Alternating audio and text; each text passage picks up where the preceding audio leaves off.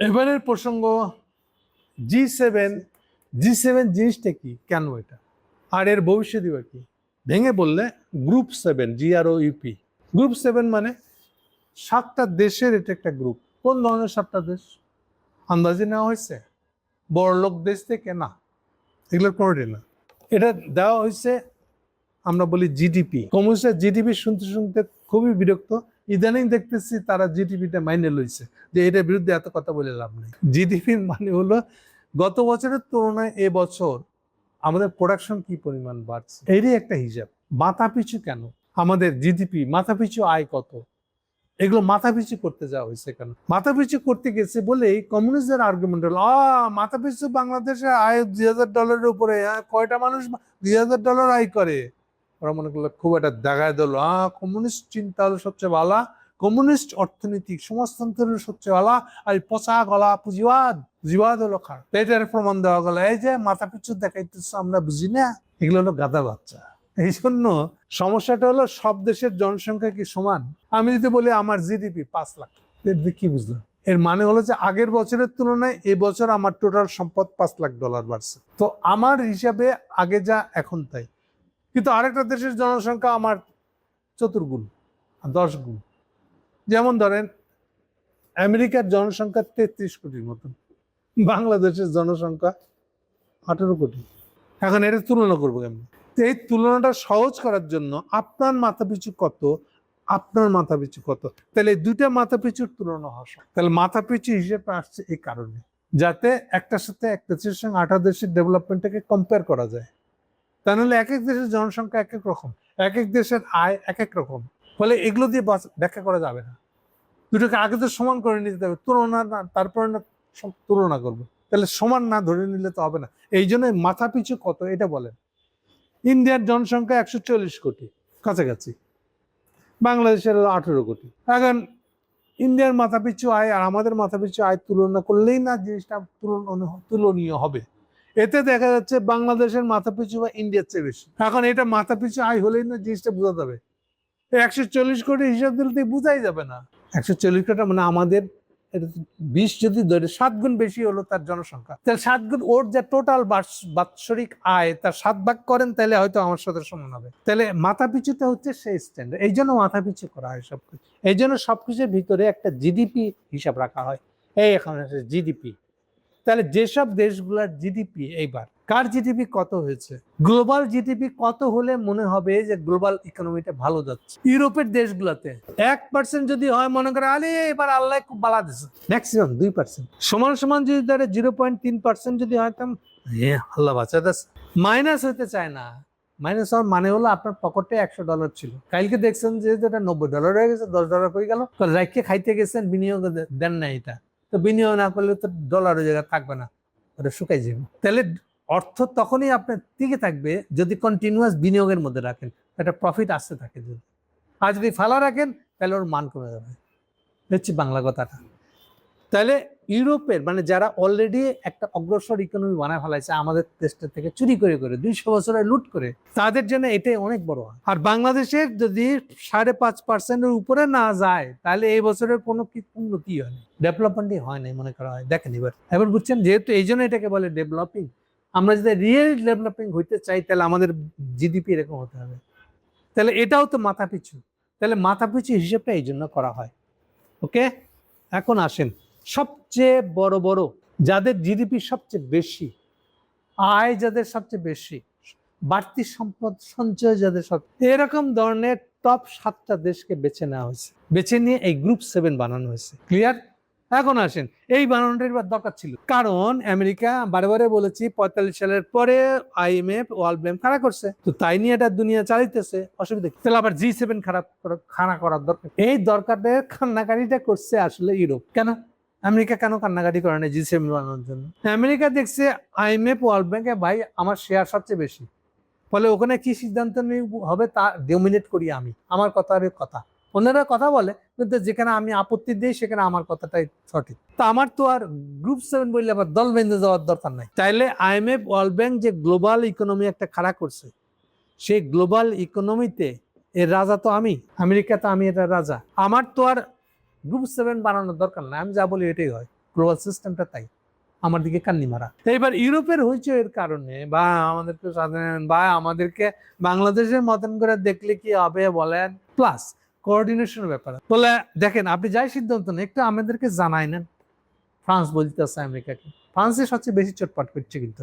আর ব্রিটিশদের পলিসি ছিল সবসময় ভাই আমেরিকা জামার ভিতরে ঢুকে থাক, পকেটের ভিতরে ঢুকে থাক, তাহলে বেশি খাতির পাবি। আমরা কি কম যাই? এই সেকেন্ড ওয়ার্ল্ড এই যে 42 সালে এই আমেরিকা যুদ্ধে গেছিল, ওই যুদ্ধে যাওয়ার সময় সবার আগে তো আমি নিয়ে গেছিলাম আমেরিকাকে।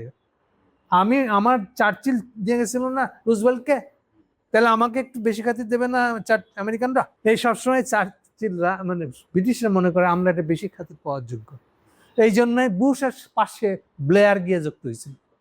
সো ব্রিটিশদের পলিসি সবসময় হলো অ্যাজ এ হোল ইউরোপের হয়ে আমেরিকার সাথে কোনো বার্গেনিং করতে হবে না, সবাই বার্গেনিং করতেছে, ওখান থেকে বেরিয়ে গিয়ে আমেরিকার সাথে ডিল করে। এই হচ্ছে ব্রিটিশরা করছে, বাকিরা কই যাইব? এই জন্য G7 করে তাহলে আমেরিকানরা যে সিদ্ধান্ত নেয় তা একটা কোঅর্ডিনেশনের দরকার। এই কোঅর্ডিনেশনের কমিটিটার নামই হলো G7। বাট খেয়াল রাখেন এটা ইনফর্মাল। G7 এর কথা শুনতে IMF বাধ্য না, ওয়ার্ল্ড ব্যাংক বাধ্য না। তাহলে এরা সময় সময়ে মিটিং করে, বছরে একটা তো করে। কে কে আছে এর মধ্যে? আমেরিকা তো আছে, কানাডা, জাপান, বাইরের দিক থেকে বললে ওদিকে আছে ইতালি, জার্মানি, ইংল্যান্ড, এই মিলে হলো 7। হ্যাঁ, তার মানে যদি আপনি সেকেন্ড ওয়ার্ল্ডের হিসেব দেখেন, এনিমি 3 রাষ্ট্রটাই আছে, ব্রিটিশ ফ্রান্সরা আছে, 5টা হয়ে গেল, কানাডা আর আমেরিকা, এই তো 7টা হয়ে গেল। আচ্ছা, কিন্তু ওটা ওইভাবে যতটা না হয়েছে, গ্রিনমার্কে দেখানো হয়েছে তাদের বাইরে অর্থনীতি বড়, এরকম একটা যুক্তিবুদ্ধি দিয়ে এটা বানানো হয়েছিল। চলছে ভালো, খারাপ চলছিল না। এভাবে বলে দিই যেহেতু একবার নাম উঠলো, তাহলে G8 মাঝখানে হয়েছিল এটা। এই 8টা ছিল পুতিনের রাশিয়া, সোভিয়েত ইউনিয়ন না কিন্তু পুতিনের রাশিয়া, খুব অল্প কয়েকদিনের জন্য। সম্ভবত 2004 সালের দিকে এটা শুরু হয়েছিল, গ্যাঞ্জাম শুরু হয়, 14 সালের মধ্যে একেবারেই বাইট করে দেয়, মানে আবার G7 হয়ে যায়। এটা কেন হেডলাইনে বলে শেষ করে দেব, দিয়েছিল এই জন্য যে এই যে বলছিলাম আমি যে আমরা সরেসের যে গ্রিন রেভলিউশন, এই অরেঞ্জ রেভলিউশন করে সোভিয়েত ইউনিয়ন ভেঙে যে 14টা রাষ্ট্র আসছিল, প্লাস আরো 10টা কেন?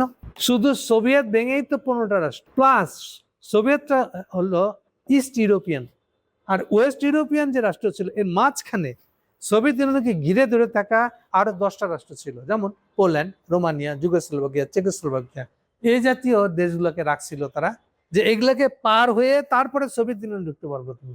এগুলো বাফার স্টেট বলা হয়, 2 রাষ্ট্রের মাঝখানের রাষ্ট্র। এই বাফারগুলো আবার সমস্ত, এরা ছিল 10 জন। তাহলে এদের সবার উপরে সে অরেঞ্জ রেভলিউশন এগুলা করতে গিয়া স্বভাবত একটা পর্যায়ে শুরুর দিকে তো এটাই মাতালটা ছিল, আসলে সোভিয়েত ইউনিয়নের দায়িত্ব পাইছিল। এটা 4 সালের পর থেকে, 4 সালে ইউক্রেনের দখল নেয় তারা। ইউক্রেনের অরেঞ্জ রেভলিউশনটা হয় 2004 সালে। এরপর থেকে পুতিন এসে এগুলার বিরুদ্ধে ঝাঁটানো শুরু করে। ইভেন সোভিয়েত ইউনিয়নের ভিতরেও, মানে রাশিয়ার ভিতরেও এই অরেঞ্জ রেভলিউশন করতে গেছিল। এই পুতিন এটাকে একদম নির্মম ভাবে পিটায় সোজা করে দেয়। তো এগুলো যখন হতে যায় তখন ওরা রাগের চোটে সোভিয়েত ইউনিয়নকে, মানে পুতিনের রাশিয়াকে G8 থেকে বের করে ওকে আবার G7 করা। ইন্টারেস্টিং পার্টটা হচ্ছে এবারকার ট্রাম্প আওয়াজ তুলেছিল যে রাশিয়াকে আবার ফেরত না নিয়েই তো আমাদের গন্ডগোলটা হয়েছে। এ নিয়ে আমি বিস্তারিত যাচ্ছি না, আপাতত এখানে থেমে যাচ্ছি, কারণ আমাদের মূল প্রসঙ্গে আলাপ করতে হবে। তাহলে G7 জিনিসটা হলো আমেরিকা একা যাতে গ্লোবাল লিডারের সিদ্ধান্তটা না নেয়, তারই গ্রুপ হলো G7। কিন্তু এখানে আরেকটা জিনিস বলা হয়নি, যেটা না বললে এটা পরিষ্কার স্পষ্ট হবে না। সেইটা হলো ওয়াল স্ট্রিট। আবার সেই ওয়াল স্ট্রিট, এই কথাটা আমি বারে বারে আনবো, এর সম্পর্কে আপনাদের পরিষ্কার ধারণা রাখতে হবে। ওয়াল স্ট্রিট বলা মাত্র যেন আপনারা বুঝতে পারেন কি নিয়ে কথা বলছি। ওয়াল স্ট্রিট শব্দটা শুনলেই বুঝতে হবে। ওয়াল স্ট্রিট সিম্পলি একটা পাড়া। বাংলাদেশের ওয়াল স্ট্রিট হলো মতিঝিল। কেন? মতিঝিলে আমাদের সিকিউরিটি এক্সচেঞ্জ কমিশন, শেয়ার মার্কেটের কন্ট্রোলিং অথরিটি, যেটা সরকারি কমিশন, তার অফিস হলো এক্সচেঞ্জ কমিশন বলে যেটাকে, সেটা হলো মতিঝিলে। ওটাকে কেন্দ্র করে শেয়ার মার্কেট গড়ে উঠে। আমেরিকা তো শেয়ার মার্কেট দিয়ে গড়ে উঠেছিল এই ওয়াল স্ট্রিট বলে পাড়াটার মধ্যে। কিন্তু পরবর্তীকালে যেটা একে ছাড়াই চলে যায়, যে জিনিসটা শুধু শেয়ার কেনা বেচা না, এর চেয়ে বড় একটা জিনিস ঘটে যায়, সেইটা হলো এই যে বিলিয়ন ডলার ধার দেওয়া, বিলিয়ন ডলার দেওয়া। শুনে মনে হয় ব্যাংক, ওই ব্যাংকে আম আদমি কেন, বড় বড় মাল্টিনেশনাল কোম্পানিও ওর কাস্টমার হইতে গিয়ে ডরায়। ফলে আমাদের মতন এখানে আপনি কোথায় টাকা রাখছেন ভাই? ন্যাশনাল ব্যাংকে। ও আচ্ছা, আপনি ইসলামী ব্যাংকের কাস্টমার। এগুলো আমাদের আম আদমির সব, আমাদের আম আদমি দূরে থাক, আমাদের কোনো ব্যাংকও ওই ব্যাংকে একটা অ্যাকাউন্ট খুলতে পারে না, কারণ ওই ব্যাংকের ধার নিতে গেলে মিনিমাম 1 বিলিয়ন ধার দিতে হবে। তাও ছোটখাটো কাস্টমার মনে করবে ওরা। ওই যে প্রায় উদাহরণটা দেই আমি, এই যে আমাদের সাবরন যাদেরকে গ্যাস তুলতে দিচ্ছি আমরা, এরা আমাদের অর্ডারটা পাইয়ে ওই অর্ডারটা দেখায় $10 বিলিয়ন ধার নিয়েছে ওয়াল স্ট্রিট থেকে। ওয়াল স্ট্রিটের আলাদা কিছু কোম্পানি আছে, এই কোম্পানির সাথে শেয়ার মার্কেটের ডাইরেক্ট কোনো সম্পর্ক নেই। এই জন্য ওয়াল স্ট্রিট বলতে ওই বিনিয়োগকারী কোম্পানিগুলোকে মিন করা হয়। আরেকটা বাড়তি কথা যোগ করবো আপনাদের ধারণা আরো বোঝার জন্য, এটা কিন্তু পিছনে থেকে এত কাজ করে। সেকেন্ড ওয়ার্ল্ডের পিছনের টাকা দালাল কোম্পানিগুলো ছিল ওয়াল স্ট্রিট কোম্পানিগুলো। আরেকটা বাক্য বলে দিব, ডিটেল যাবো না। রুজভেল্ট প্রেসিডেন্ট, 4 বারের প্রেসিডেন্ট, 32 সাল থেকে টানা প্রেসিডেন্ট, 1932 থেকে 1945 পর্যন্ত। এর যতগুলো প্রধান ব্যক্তিত্ব ছিল, কর্তা, আপনি মনে করেন অমুকটার চেয়ারম্যান, তার মন্ত্রিসভা, তার অমুক কাজের দেখার কমিশনের প্রধান, এই সমস্ত লোকের ব্যাকগ্রাউন্ড হলো ওরা আগে ওয়াল স্ট্রিটের কোনো না কোনো এই টাইপের বিনিয়োগ কোম্পানিগুলো টপ এক্সিকিউটিভ ছিল। আরেক দিক থেকে বললে সেকেন্ড ওয়ার্ল্ডে আমেরিকার হোল পলিসিটাই নেওয়া হয়েছে ওয়াল স্ট্রিটের বিনিয়োগ কোম্পানিগুলোর স্বার্থের দিকে তাকায়। কেবল একটা স্বার্থের কথা বলে এই প্রসঙ্গ চাপা দিয়ে দিব। একটাই স্বার্থ ছিল, ওদের হাতে প্রচুর বিনিয়োগের অর্থ আসছে। কবে থেকে? 1882 থেকে আসা শুরু করছে, কিন্তু বিনিয়োগ করতে পারতেছেন দুনিয়াতে। কেন? কারণ দুনিয়াটা কলোনি মাস্টাররা দখল করে রাখছে। ইন্ডিয়া যেমন ব্রিটিশরা দখল করে রাখছে। ইন্ডিয়া স্বাধীন যে নিজে ওই ব্যাংকের ওয়াল স্ট্রিটের কাছে যে বলবে যে আমাকে $10 বিলিয়ন ধার দাও, বলতে পারবে না। ও বলবে তুই তো সার্বভৌম না, তোর দেশের সিদ্ধান্ত তুই নিবি কেমনে? নেহেরু, বাহ বাড়ি যা, আগে ব্রিটিশের তোর দেশ ছেড়ে যাক, তারপর না দিয়ে আসিস। এবার বুঝছেন? তাহলে গ্লোবের ভিতরে কলোনি উঠে যে গিয়েছিল এই ওয়াল স্ট্রিটের কোম্পানিগুলোর স্বার্থ। ওয়াল স্ট্রিটের কোম্পানিগুলোর স্বার্থটাই ছিল রুজভেল্টের স্বার্থ। যদি আপনি কমিউনিস্টদের সবকিছু অর্থনীতি দিয়ে ব্যাখ্যা করেন, তাহলে ব্যাখ্যাটা এরকম হবে। আর এই গাদা কমিউনিস্ট আবার এটাও বুঝে না যে কলোনি উঠে গেল কেন, এর ব্যাখ্যা আজও জানে না তারা। কলোনি যে উঠে গেছে তাও তারা জানে। এই যে বারে বারে কিছু হলে বলে ঔপনিবেশিক চিন্তা, ঔপনিবেশিক কিছু হলো, আচ্ছা নয়া ঔপনিবেশিক কাণ্ড এখন চলতে পারবে না, সবকিছু ভিতরে ঔপনিবেশিক, এনিমিকে ঔপনিবেশিক। এটা বলে কেন? কারণ একদিকে বলতেছে সাম্রাজ্যবাদ, আমেরিকাকে কেন সাম্রাজ্যবাদ বলে জানে না সে। সাম্রাজ্যবাদ বলা মানে কি তাও জানে না, এনিমি বলে উপনিবেশকে। এবার বুঝছেন? উপনিবেশ যে উঠে গেছে এটাই তো সে জানে না। উপনিবেশ উঠছে কি কারণে? এই যে বললাম ওয়াল স্ট্রিট। তাহলে আমেরিকান ইন্টারেস্টটা বলতে গেলে ওভারঅল ওয়াল স্ট্রিটের ইন্টারেস্ট। ওয়াল স্ট্রিট কত ইম্পর্টেন্ট এটা বুঝেন। এখন ওয়াল স্ট্রিটের সাথে G7 এর সম্পর্ক কি? এই হলো কথা আমার। ওয়াল স্ট্রিটের এই যে বিনিয়োগগুলা এইবার আমেরিকান প্রেসিডেন্টের উপর চাপ সৃষ্টি করতে পারবে কিনা। কিছু কিছু বিনিয়োগকারী তো আসলে ইউরোপও আছে, তাহলে ওদের যোগাযোগ আছে ওয়াল স্ট্রিটের মধ্যে। তাহলে ওয়াল স্ট্রিটের একটা কন্ট্রোল আছে আমেরিকান প্রেসিডেন্টের উপরে, এর মধ্যে ইউরোপিয়ানদের কন্ট্রোল করে। সেই জন্য ইউরোপিয়ানরা ওয়াল স্ট্রিটের ইন্টারেস্টটা দেখার জন্য এইবার G7 রয়েছে। বোঝা গেল? তার মানে G7 আর এক অর্থে এই যে বিপুল বিনিয়োগকারী যে ওয়াল স্ট্রিট কোম্পানিগুলো আছে, এদেরকে ব্যাংক বললেও কম বলা, ব্যাংকের বাপ bank, global bank, global multinational company, যেগুলাকে কমিউনিস্টরা মনে করে এর চেয়ে উপরে কোনো বড় লোক। ও আচ্ছা, লিভার ব্রাদার্স না, মাল্টিনেশনাল কোম্পানি, বুঝবা না, অ্যাজ ইট এই মাল্টিনেশনাল কোম্পানির উপরে বড় লোক কেউ। এই হচ্ছে কমিউনিস্টের গাদামিটা। দেখে এমএনসি কিছু হলে বলবে এমএনসি, তাও যদি শুধু আমেরিকান এমএনসির কথা বলে তাও হয়। এই জন্য দেখেন এদের নেতা হলো অক্সফাম, যারা এই তত্ত্বটা বিক্রি করে। অ্যাকশন এইড, এই এনজিও গুলা হলো আসলে এই তত্ত্বকার।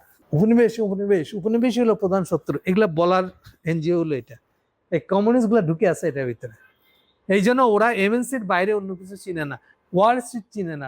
ওরা চিনে না বলে আমাদের দেশের সাধারণ মানুষ, আমাদের দেশে ইভেন একটা শিক্ষিত IRA পড়া ছেলে স্টুডেন্ট বুঝে না ওয়াল স্ট্রিট। এই জন্য আমাকে এতবার কেন ওয়াল, এখন যে বাড়তি শব্দটা যোগ করতেছে সেটা হলো যে ওয়াল স্ট্রিটের স্বার্থটা ভিতরে দিয়ে ইউরোপের স্বার্থ যেন রিফ্লেক্টেড হয়, তা কন্ট্রোলের প্রতিষ্ঠান হলো G7। কিন্তু আগে আবার বলেছি, এটা কিন্তু G7 এর কনসার্নটা কিন্তু ভলেন্টারি, মানে G7 এর কথা শুনতে IMF, ওয়ার্ল্ড ব্যাংক বাধ্য না। বলছেন বুঝলাম আপনাদের ভিতরে এরকম সেন্টিমেন্ট আছে, আপনার এরকম একটা স্বার্থের দিক আছে, এটা বুঝলাম, কিন্তু আপনার কথা শুনতে আমি IMF, আমি ওয়ার্ল্ড ব্যাংক বাধ্য না, আমি আমেরিকা বাধ্য না আবার, ঠিক আছে। আর G7টা চলতো বলছি, G7টা চলতো সবসময়। আমেরিকা আপনি হুজুরে আলা, বা আব্বা আব্বা, বড় ভাই ভাই ভাই, আপনি আছেন না, আপনি যেদিকে আছেন আমরা, এভাবে চলছে। তাহলে আমাদেরকে ছোট ভাইয়ের মর্যাদা দিয়েন, এই ছিল সম্পর্ক। ঘাপলা বাদলো আর একটা চলছিল এভাবে, খারাপ না। G8 এর হয়ে আবার G7 হয়ে গেল, আচ্ছা সেটা বললাম, গেল এদিকে। এরপরে ঘটলো আরেকটা ঘটনা, সবচেয়ে বিপর্যয় ঘটে 2009। এইটাই মাঝখানে চীনের উত্থানের ভিতরে এইবার ওয়াল স্ট্রিট লড়ে চড়ে বসলো। এর আগে মনে হতো রাষ্ট্র স্বার্থ আর ওয়াল স্ট্রিটের স্বার্থ আর আমেরিকান স্বার্থ তো একই, কমিউনিস্টদের ভাষায় বড় বড় কোম্পানি, ন্যাশনাল কোম্পানির সরকার তো। আমি যেটা কখনো কখনো বলি, বিলিয়নিয়ারদের গভর্নমেন্ট হলো আমেরিকান গভর্নমেন্ট। এইবার ওয়াল স্ট্রিটের কোম্পানি এই জন্য G7 কথাটা সামলানোর জন্য, আচ্ছা ঠিক আছে তোমরা জিটিভি বড় ওলারা এসো, কিন্তু 2009 সালে বলেছি যে গন্ডগোল হয়ে গেল। কেন? আগে বলেছি একদিন, আবার বলতেছি, 2009 সালে মানে 2010 সালে চাইনিজদের ডাবল জিডিপির উত্থান ঘটে যায়। ডাবল জিডিপি মানে বুঝছেন 14% পর্যন্ত জিডিপি হয়েছে। মানে এ কালে 14% জিডিপি আলা দেশ নাই। সেই কবে কোন কালে হয়েছিল এইরকম জিডিপি। ফলে ওয়ার্ল্ড ব্যাংকের একটা নিয়ম হলো, যেই দেশের ইকোনমি বড় হয়ে যাবে সেই আনুপাতিক হারে মালিকানা দিতে হবে তাকে, শেয়ার দিতে হবে তাকে। চীনের বেলায় আমেরিকানরা নিয়মটা মানলো না। চীনের আমেরিকান প্রতিনিধি থাকে ওয়ার্ল্ড ব্যাংকের মধ্যে, তো ওয়ার্ল্ড ব্যাংকের যারা অরিজিনাল ওয়ার্ল্ড ব্যাংকের এমপ্লয়ি, আমেরিকান প্রতিনিধি না, তারা নিয়ম কানুন অনুযায়ী আমেরিকার প্রতিনিধির কাছে ফাইলটা দিয়েছে, ভাই সই করাই নিয়ে আসেন। শেষ কি করছে আর খবর নাই, জবাব দেয় না।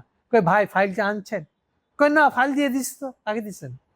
কই দিছিলাম প্রেসিডেন্টকে, যদ্দূর জানি ওইটা সিনেট পর্যন্ত গেছে। কই তারপর তো আমি জানি না। তো সবাই বুঝে গেছে ওই ফাইলে ফেরত আসবে না। মানে আমেরিকানরা চীনকে আর মালিকানা বাড়াইতে দেবে না। অর্থাৎ একটা পথ ছিল যে ওয়ার্ল্ড ব্যাংক আইএমএফ এর মালিকানাটা চীনের যদি বেড়ে যায় তাহলে পুরানা আইএমএফ ওয়ার্ল্ড ব্যাংক থেকে যেতে হবে। কিন্তু যেহেতু আমেরিকানরা সিদ্ধান্ত নিল ওদের জন্য কোনটা ভালো হবে, এই উত্থিত চীনকে ঠেকানোর বেস্ট উপায় হলো যতদিনের মুখ বন্ধ করে রাখা যায় ওকে ইয়ে বাড়াবো না, আমাদের নিয়ম কানুন ভেঙে আমি ওকে, নিয়ম কানুন হলো যে আমার ইকোনমি বেড়ে গেলে আমাকে মালিকানা বেশি দেওয়ার কথা। তাহলে এই বলে যখন বাধা দিল তখন সবচেয়ে আগে রিয়াক্ট করলো ওয়াল স্ট্রিট। আচ্ছা, যে কথা বলতে গিয়ে তখন আটকে ওয়াল স্ট্রিট মানে এতদিন ছিল আসলে যারাই আমেরিকান রাষ্ট্রের খুব খবরদারি করতে পারে, রাষ্ট্রের উপরে যার কন্ট্রোল আছে, তারাই ওয়াল স্ট্রিটের বিনিয়োগকারীরা। এই ছিল সম্পর্ক। কিন্তু এই প্রথম 2009 সালে যখন সিনেট বলতেছে যে না, চীনকে মালিকানা ছাড়বো না, দেন ওয়াল স্ট্রিট রিয়াক্ট করতেছে। ওয়াল স্ট্রিট বলতেছে আমেরিকার রাষ্ট্র স্বার্থ আর আমাদের স্বার্থ এক না। কথা বুঝছেন কত বড় বিপদ ঘটে গেছে। ফলে কমিউনিস্টরা যে তত্ত্ব দেয় বিলিয়নাররা সবাই আমেরিকানের দালাল, আমেরিকানদের কথা শুনে বিলিয়নার, কার্ল মার্ক্সেরও তত্ত্ব করতে গেলে এটাই তো তার শ্রেণী ধারণার উৎপত্তি এখান থেকে। গেলে বিচার আচার সব লোক দেখানো, সব তো হলো বড় লোকগুলার রাষ্ট্র। এটা তো কার্ল মার্ক্সের শ্রেণী তত্ত্ব। এখন দেখেন খোদ আমেরিকাতে এই শ্রেণী তত্ত্ব খাটলো না। ওয়াল স্ট্রিট বলতেছে যে নো, এই রাষ্ট্র আমাদের রাষ্ট্র না। কেন? সে উত্থিত চীনকে দিচ্ছে না। কেন? তোমাদের চীনের হতে প্রীতি কেন? চীন উত্থিত হচ্ছে বলেই তো আমার ব্যবসা হবে। আমেরিকা তো ডুবে গেছে, সে তো ধার দিতে পারতেছে না। সো গ্লোবাল ইকোনমি পড়ে যাবে আমেরিকার নেতৃত্ব থাকলে। গ্লোবাল ক্যাপিটালিজম টিকবে যদি চীন উঠে আসে। গ্লোবাল ক্যাপিটালিজম টিকবে যদি চীন উঠে এসে ওই জায়গাটা পূরণ করে। আমেরিকার নেতৃত্ব ডুবে যাচ্ছে, চীন ওই জায়গাটা পূরণ করে যদি। সো চীনের স্বার্থ ওয়াল স্ট্রিটের স্বার্থ বোঝা গেল। এটা মুখস্থ রাখেন, একদম লিখে দিচ্ছি। চীনের উত্থান না, ক্যাপিটালিজম বললে আবার উল্টা বুঝবেন আপনারা। চীনের উত্থান, ওয়াল স্ট্রিটের উত্থান, এই প্রথম আলাদা হয়ে গেল। ক্লিয়ার? এইবার ওয়াল স্ট্রিট থেকে এক কুতুব, এক ব্রিটিশ কুতুব অনিল, সে একটা তত্ত্ব দিল, রিপোর্ট লিখে। সে তখন ওয়ার্ল্ড ব্যাংক ওয়াল স্ট্রিটের কোন একটা কোম্পানির কনসালটেন্ট। সে আবার ব্রিটিশ অর্থমন্ত্রী ছিল একসময়, আপেলা কিছুটা। সে তত্ত্ব দিল এই 2009 সালে যে চীনের উচিত নিজেই একটা পাল্টা আইএমএফ খুলে ফেলা, পাল্টা একটা ওয়ার্ল্ড ব্যাংক খুলে ফেলা। এই যে কথাটা বলেছিল এটাই হলো একালের ব্রিক্স। অনিলের পরামর্শ ছিল যে চীন তাহলে নিজের মতনই করে, মানে ধরে নিয়েছে চীন তো আগামী দিনে গ্লোবাল নেতা হবে অর্থনীতিতে। ফলে আইএমএফ কন্ট্রোল করবে সে। আমেরিকানরা পুরানো আইএমএফ এ তার মালিকানা দিল না, তো দরকার কি? ও নতুন করে বানাই নেক একটা আইএমএফ, নিজের একটা নতুন করে ওয়ার্ল্ড ব্যাংকই বানাই নেক। কথা ক্লিয়ার হচ্ছে? এইটাই সেজন্য শুরু হচ্ছে ব্রিক্স। তাহলে ব্রিক্স কি ওয়ার্ল্ড ব্যাংক না আইএমএফ? শুরুতে বলা হচ্ছে এটা দুটাই। পরবর্তীকালে এটা প্রসব করতেছে বাচ্চাদের। ওই বাচ্চাটার নাম হচ্ছে নিউ ডেভেলপমেন্ট ব্যাংক। ইকোনমিক না, ডেভেলপমেন্ট শব্দ থাকতে হবে তো, না তো ওয়ার্ল্ড ব্যাংক বোঝা যাবে না। তাহলে এনডিবি বানানো হচ্ছে একটা, যার প্রথম খাতক কিন্তু সবচেয়ে বড় খাতক কিন্তু ইন্ডিয়া। চীনা টাকা নিতে আছে ইন্ডিয়া, হ্যাঁ, আর চুপে চুপে চীনায় গালি দেয়, চীন তাদের প্রধান শত্রু বলে রটায়। এই সেই মোদি। ওকে, প্লাস বাকি কিছু করছে দেখেন শুরুর দিকে তো 5টা দেশের রাষ্ট্রের নামে অনুযায়ী এটা বাড়তে আছে। লাস্টে এই যে আমাদের খলিল সাহেব গিয়ে সে ওটার মেম্বার হওয়ার জন্য দরখাস্ত করে আসে। ফলে বুঝতে পারছেন কোন দিকে যাচ্ছে। তার মানে বলতেছে ওয়াল স্ট্রিট বলতেছে যে ব্রিক্স বানাও, খেয়াল করেন তো। তুমি না আমেরিকানদের রাষ্ট্র, তোমাদের রাষ্ট্রকে, তাতে কি? আমার স্বার্থ আর আমেরিকার স্বার্থ এক না। তাহলে এই প্রথম ওয়াল স্ট্রিটের স্বার্থ আর আমেরিকান স্বার্থ, তার স্বার্থ হচ্ছে হবু চীনের স্বার্থের সাথে মিলছে। এই জন্যই 2009 সালে আরেকটা ঘটনা, আমি আবার কথা বেড়ে যাচ্ছে, এই প্রথম, এর আগে ওয়ার্ল্ড ব্যাংকের কোনো ইনফরমেশন, IMF এর কোনো ইনফরমেশন বাজারে অ্যাভেলেবল ছিল না। ইন্টারনেট আসছে ঠিকই আমার হাতে লাগছে 2003 সালে, অবাধ ইন্টারনেট ইউএন এর কারণে, কিন্তু IMF এ ওয়ার্ল্ড ব্যাংকের ইনফরমেশন পাওয়া সহজ ছিল না। পরবর্তীকালে আমি যখন রেগুলার তাদের এমপ্লয় হয়েছি, তখন আমি প্রথম ওদের একটা কোর্সে ভর্তি হওয়ার সুযোগ পাই, যেটা IMF ওয়ার্ল্ড ব্যাংক সম্পর্কে জানাবে। এইটা দিয়ে আমি প্রথম ফার্স্ট হ্যান্ড রিপোর্ট পাই, ফার্স্ট হ্যান্ড ইনফরমেশন গুলো পাই। আর এইটারে পুরা ছপ্পর ফেরে 2009 সালে ওয়ার্ল্ড ব্যাংক IMF নিজেই নিজেদের এইসব ইনফরমেশন ওপেন করে দেয়। এমনকি ঢাকার যে ওয়ার্ল্ড ব্যাংকের অফিস, তারা ফেসবুকে পেজ খুলছে, ওয়ার্ল্ড ব্যাংকের পেজ, এবং প্রশ্নোত্তর পর্ব করে। কৌতূহলী মানুষের প্রশ্ন করলে তার উত্তর দেয়। কে উত্তর দেয়? Country director. আমাকে পর্যন্ত দিচ্ছে। আমি একবার মজা করে লিখছি, ও আচ্ছা, আপনারা তাহলে আপনাদের, আমি লিখছিলাম, এটা ইংলিশ শব্দটা হলো যে আপনারা যখন আপনার প্রেমিক বদল করছেন আর কি, আপনি যাকে ভালোবাসেন ভালোবাসার লোকটা বদল করছেন, তাইলে এইবার লিখছিলাম। তো সরাসরি কান্ট্রি ডিরেক্টর এক মহিলা ছিল, সে যা হচ্ছে, না না না, আমরা তো এগুলো অনেক আগে করছি, 2009 আগে থাকতে করছি, ওটা উত্তর দিয়েছিল আমাকে। এনিওয়ে, তাহলে এই যে বদলগুলো হচ্ছে দেখেন, সব আউলা যাচ্ছে, সবই 2009। দেন এইবার ওয়াল স্ট্রিট শেষ মাইটটা দিল, তোর G7 এর ক্যাটাপুরি আমি হওয়া এগুলি কিচ্ছু হয় না। কেন? G7 এর সবগুলো দেশের ইকোনমি দেখেন ডুবতেছে। আপনি কি জিডিপির বড় দেশ সালালে কোথায় প্রমাণ করেন? আর আপনাদের ইম্প্যাক্ট কি বাজারে? নতুন কিছু রাইজিং ইকোনমি আসতেছে, এই যে দেখেন, আপনারা শেষ, আপনাদের আর উঠতে পারবেন না। নতুন রাইজিং ইকোনমি আসতেছে, চীন, ইন্ডিয়া, এই যে ব্রিক্স মেম্বার, এই এখান থেকে বলছে এই G7 ভাঙিয়ে দেন, G20 বানান। নতুন রাইজিং ইকোনমিক দেশগুলোকে নিয়ে, ইভেন সৌদি আরব সেকেন্ড ক্যাটাগরি, মানে G7 কে যদি ফার্স্ট সাব ক্যাটাগরি ধরি, তাহলে সেকেন্ড ক্যাটাগরি রাইজিং ইকোনমি যান। রাইজিং ইকোনমি হইতে হবে, কিন্তু লেতুর আপনার বাড়ে না হয়ে থাকলে চলবে না। কিন্তু যেটা ইন্ডিয়া এখন সবচেয়ে বিপদে আছে, ইন্ডিয়ার কমতেছে। ইন্ডিয়ার টোটাল 40% যা গ্রাজুয়েট বেরোয়, তার 40% হলো বেকার। মানে বুঝেন, ইকোনমিটা ডুবতেছে। এই প্রথম ইন্ডিয়াতে আবার প্রতি বছর হিসাব করে, কিন্তু যে পরিমাণ ফরেন ইনভেস্টমেন্ট, প্রাইভেট ইনভেস্টমেন্ট আসছে, আর কি পরিমাণ ফরেন ইনভেস্টমেন্ট সুদ থেকে টুকার নিয়ে ফেরত চলে গেছে, এর একটা হিসাব মাপে। এটা এখন মাত্র কয়েকশো মিলিয়ন, বাকি সবরা বিনিয়োগ যা করছিল নিয়ে ভাগিয়ে গেছে। এটা হচ্ছে ইন্ডিয়ার অবস্থা। এই জন্যই ইন্ডিয়ান জিডিপি আমাদের চেয়ে কম। সেই জন্য এইবার ইন্ডিয়াকে যদি G20 থেকে বের করে দেয় আগামীতে, কথা খেয়াল করেন, ওয়াল স্ট্রিট কিন্তু G20 বানাচ্ছে খামোকানা। যারা রাইজিং ইকোনমি হবে, তারাই তো ওর ব্যবসা বাগাই দিবে না ভাই, নতুন নতুন কাস্টমার আসবে। আপনাদেরকে আমি বলেছি যে কেন আমাদের গ্যাস তোলা স্যাভরন ওয়ার্ল্ড ব্যাংকের, ওয়াল স্ট্রিটের কাছে এত গুরুত্বপূর্ণ। কেন গুরুত্বপূর্ণ হলো? এই জন্য দেখেন, স্যাভরনকে সে টাকা দেওয়ার কাস্টমার পাইছে। তো স্যাভরন কি বাংলাদেশ বানাইছে? না। আবার বাংলাদেশ বানাইছে, হ্যাঁ, কি করে? এইটাই তো এরশাদের সংস্কার। এরশাদের 82 সালে এসে যে সংস্কারটা করে, এই সংস্কারের কারণে বাংলাদেশের ইকোনমি জাম করার কারণে আমাদের জ্বালানি চাহিদা বেড়ে যায়। জ্বালানি চাহিদা বাড়ার কারণে সোভিয়েত আমল থেকে, মানে শেখ মুজিবের আমল থেকে, আমরা আলজেরিয়াতে আমাদের ট্রেনিং হয়েছিল। যতগুলা ডিপ্লোমা আছে পুরানো দিনের, পেট্রো বাংলার যতগুলা ইঞ্জিনিয়ার আছে, ডিপ্লোমা ইঞ্জিনিয়ার, সব আলজেরিয়া ট্রেন করা, সোভিয়েতদের ট্রেনিং দেওয়া। ওখান থেকে আসছে যে সমতল ভূমির নিচে গ্যাস থাকবে, তাকে করে এক্সপোর্ট করতে, এটা আমরা নিজেরা পারি, এটা বাইরের কোনো টেকনোলজি লাগে। কিন্তু যখনই সাঙ্গুতে আমরা গ্যাস তুলতে গেলাম, এই টেকনোলজিটা আমাদের আর শিখাই নাই। এই তখন এইটার কাজ দিতে হলো আমাদের স্যাভরনকে। কথা বুঝছেন? এবার স্যাভরন গাচ্ছে এইবার ওয়াল স্ট্রিট। তাহলে ওয়াল স্ট্রিট কাস্টমার পাইলো কি করে? বাংলাদেশের কারণে। তাহলে বাংলাদেশে সে কি কম সুদের এমনি দিতেছে? এইটা কমিউনিস্টের মাথায় ঢুকবে না। এই গাধারা বলতেই থাকবে সাম্রাজ্যবাদ নিপাত যাক, আর IMF ওয়ার্ল্ড ব্যাংক নিপাত যাক। এর বাইরে কোনো স্লোগান নাই। এগুলো কোনো বুঝাবুঝি সম্পর্ক, যে ওয়াল স্ট্রিট বুঝে না, সে গ্লোবাল ইকোনমি ব্যাখ্যা করবে কি করে? এটা চলছে কি করে তাও জানে না। তাহলে কেন G20 হয়েছে সে ব্যাখ্যা করতে পারবে না? ইউনিভার্সিটি গুলো IR পড়ায়, ইকোনমিক্স পড়ায়, কেউ ব্যাখ্যা করতে পারবে না G20 G7 এগুলো কি খায় না মাথায় দেয়। বুঝছেন আমরা কোন যুগে আছি? কমিউনিস্টরা কিভাবে আমরা দুনিয়া ঢওয়া দিচ্ছে। আরেকদিকে আছে ইসলামিস্টরা, যারা মনে করে যে যত বেশি সূরা জানে মুখস্থ, সে তত বেশি ওস্তাদ, তত বেশি পাবলিকের কাছে। তাহলে আমরা পড়ছি মাছ। পড়াশোনা না জানলে রাজনীতি করতে হবে। যখন এই ইকোনমি প্রসঙ্গে কোনো কথা বলতে বলা হয়, সবাই মুখ চুপ, মুখে তালা। কেন? এগুলা কি খায় না মাথায় দেয়? G7 এগুলা কি? ওয়াল স্ট্রিট এটা কি? দেখা করতে পারে না। একটাই রাজা হয়ে বসেছিল একদিন এই কমিউনিস্টরা, আনু মোহাম্মদরা। এখন কোথায়? চিপার মধ্যে, কান্নির মধ্যে পড়ে আছে সলিমুল্লাহরা। এটা কোথায়? এগুলো ব্যাখ্যা করবে কে?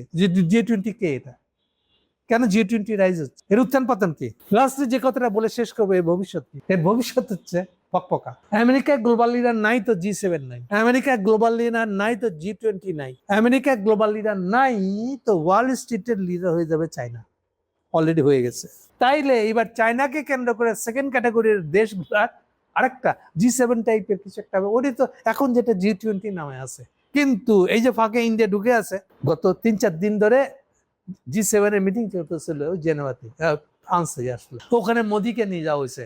এবার মোদি ওখানে গিয়ে ভাবছিল, আরে আমি তো এবার খুব ইয়ে হচ্ছে, আমি এবার ট্রাম্পের পাশে বলছি। ট্রাম্প ওরে ফুটা করে দিচ্ছে, পাবলিকলি বলতেছে, এই যে দেখছো না মোদি, দেখে মনে হচ্ছে খুব ভদ্র কিন্তু, বুঝছো, কিন্তু আসলে সে একটা কিলার, খুনি। কেন বলছে? আমার ধারণা বলছে যে কারণে যে সে ট্রাম্পকে টপকায় এই যুদ্ধের ভিতরেই নেতানিয়াহুর সাথে দেখা করতে ইসরায়েল গেছিল এই মোদি, এবং ওরা আর তাইরা যে ভাইরা ভাই এইটা পর্যন্ত ঘোষণা করছে। কত বড় মানে, ও যদি আমাদের কোরআন শরীফের ভাষায় শয়তান, এই মানে শয়তানের স্কোয়ার, 2 এর স্কোয়ার হলো 4, এই হলো তার। এরা শুরু থেকেই ছিল আসলে হিটলার। আমি হিটলার নিয়ে লিখেছি, তাদের অ্যাটিটিউড। হোল ইন্ডিয়া এভাবে ডুবে যাবে, আমার চোখের সামনে ডুবে যাবে, আপনাদের সবার চোখের সামনে ডুবে যাবে, এবং এটা বদদোয়া না। কেন ডুবে যাবে? একটা শব্দ বলে শেষ করে দেবো, ব্যাখ্যা দিব না। যে দেশে রিপাবলিক ধারণা যত দুর্বল, নামকাবু আসতে দিতে হয় তাই দিয়ে রাখছে, তা বুঝেও না, মানেও না, রাষ্ট্র গঠনের মধ্যে তার কোনো রিপাবলিক মানে হলো জনগণের শাসন, নো রাজা, নো কেউ, যার ক্ষমতা বলতে পারবে না তাকে কে ক্ষমতা দিছে, এরকম কেউ ক্ষমতা, পাবলিক ক্ষমতা দিবে প্রতিনিধিত্ব নির্বাচন করে, সেই একমাত্র ক্ষমতা যেতে পারবে নির্দিষ্ট সময়ের জন্য। এগুলো একটা। 2 হলো ওই রাষ্ট্রের নাগরিকরা সবাই, এই মৌলিক জিনিসটা যে মানবে না সেই রাষ্ট্র টিকবে না। মজা পাইছেন? মুসলমান দেখলেন পিটাবেন, গত কয়েকদিন ধরে দেখতেছি গাইবান্ধাকে নিয়ে বলতেছেন হিন্দুরা ঠিক করবে। কত বড় বেয়াদব দেখেন, বলতেছে যে বাংলাদেশে তো সবই তো আসলে আগে হিন্দুদের ছিল, সো বাংলাদেশে হিন্দুদের, এখানে মুসলমানদের তো বহিরাগত, এদের চটকানো মানলেও হবে না। বাট আমরা রিপাবলিক ভ্যালু হোল্ড করবো, এটা মনে রাখি, কিন্তু কোনোভাবেই তাদের কোনো ধরনের সুযোগ দিব না। আমি খালি একটা মডেল বলতে পারি, চিন্ময় যেভাবে তার চিটাং কোর্টে যে কাণ্ডটা করছিল, আমাদের পিপি পাবলিক প্রসিকিউটরকে খুন করছিল, এবং আমরা যেভাবে খুবই ঠান্ডা মাথায়, আমার ওই 7 দিনের কথা একদম চোখের সামনে ভাসে, লোক রাস্তায় নেমে মিছিল করতেছে, ক্ষোভে ফেটে পড়ছে, ইউনূস সাহেব খুব সফলভাবে পদ্ধতিটা হলো সোজা, আমাদের সমস্ত ক্ষোভ জাস্ট জমায়েত হন, আল্লাহর কাছে দোয়া করেন, রাস্তা দেখাতে বলেন, নিজের মনটাকে শান্ত রাখেন, দোয়া করেন। আপনারা যখনই ওদেরকে মারতে যাবেন, দোষ হয়ে যাবে, ফিজিক্যালি কোনো কিছু করবেন না, ওদের যা শাস্তি আল্লাহ দিয়ে দিবে, এবং দিচ্ছে ওটাই। আজকে চিন্ময় কোথায় বের করতে পারছে? এই কোথা থেকে কি এক দে এখানে জন্মাইছে, হ্যাঁ, শুভেন্দুর পাশে ঘুরে বেড়ায়, এরা বাঁচবে? ওদেরকেও এই চিন্ময়ের মতন করে শাস্তি, no physical attack, physical attack করলে আমাদের দোষ হবে আমাদের। এটার বিরুদ্ধে যারা গ্লোবালি কথা বলে, রিয়েলি যারা কথা বলতে চায়, ছুপান বেশিরভাগই অধিকারের নামে ছুপানি না লোক যেগুলা আছে। যেমন গতকালকেই প্রথম তাদের ঘুম ভাঙছে, শুভেন্দুর এত বড় ইলেকশন সিস্টেম হয়ে যাওয়ার পরে এখন আপনাদের হিউম্যান রাইট ওয়াচ HRW একটা স্টেটমেন্ট আছে, মীনাক্ষী গাঙ্গুলি, কলকাতার লোক, মহিলার আমি চিনি, রয়ের সাথে সম্পর্ক রেখে চল, এই মীনাক্ষী গাঙ্গুলি একটা স্টেটমেন্ট দিয়েছে শুভেন্দুদের বিরুদ্ধে, যেটা না দিলে আর হয় না। সো আমরা চাইবো না যে মীনাক্ষী গাঙ্গুলি আমাদের বিরুদ্ধে স্টেটমেন্ট দেওয়ার, এগুলো হচ্ছে কৌশলগত দিক, আপনারা বাকিটা বুঝে নেবেন। আমি কি বলেছি বাকিটা চিন্তা করেন, বেড়ে যাবে। জমায়েত করবেন, একসাথে দাঁড়িয়ে আল্লাহর কাছে মোনাজাত করবেন, রাস্তা দেখাতে বলবেন, আমরা যেন মন শান্ত রেখে এদেরকে মোকাবেলা করতে পারি। মন শান্ত রাখতে হবে, না হলে পুরো দোষ আমাদের উপর চড়া দেওয়ার জন্য তারা চিন্ময়কে পরাজিত করছে, একেও পরাজিত করবে। তাহলে যে কথাটা বলতে, G20 কোথায় যাবে? G20 বলে কিছু থাকবে না, আলটিমেটলি চায়না থাকবে, এবং চায়নার নেতৃত্ব খুব কাছের যারা, সেখান থেকে ইন্ডিয়া বাদ পড়ে যাবে নানান কারণে। আর এই খাসিলাতের কারণে, যার এই যে রিপাবলিকের ধারণাটা নাই, ভিতরে কোনো প্র্যাকটিস নাই, যে এখনো একটা হিটলার গিয়ে করছে, নেতানিয়াহুর সাগরে দিচ্ছে। সো এই নিজের পাপে ঢলে পড়বে। আমাদের দরকার খালি একটু ধৈর্য, আস্থা, একসাথে হয়ে থাকা, এই 3টা জিনিস ডেফিনেটলি আমরাই জিতব। সো এরপরে যে নতুন একটা জোট হবে G20 টাইপের, সেটা হলো সেকেন্ড টাইপের রাইজিং কি নাম, এগুলো একটা জোট, এবং খুব সম্ভবত ইন্ডিয়া ওর থেকে বাদ পড়বে। নয়া G20 ভিতরে হয়তো দেখা যাবে বাংলাদেশের নামই আছে, অসম্ভব কিছুই না। এক থাকলে, আমরা একসাথে থাকলে, খালি কি কি জিনিস করা যাবে না এগুলো উপরে খুব সাবধান থাকলে, আপনি যে রাজনীতি করেন না কেন। আমি যে মান্যতাগুলো বলেছি, এগুলো খুব কঠোরভাবে মনে মনে চিন্তা করবেন, নিজে বুঝবেন কেন বলছি আমি। আমরা অবশ্যই জয়লাভ করবো, এবং আগামী G20 ভিতরে বাংলাদেশের নাম থেকে যাওয়াটা বিচিত্র কিছু না। Thank you.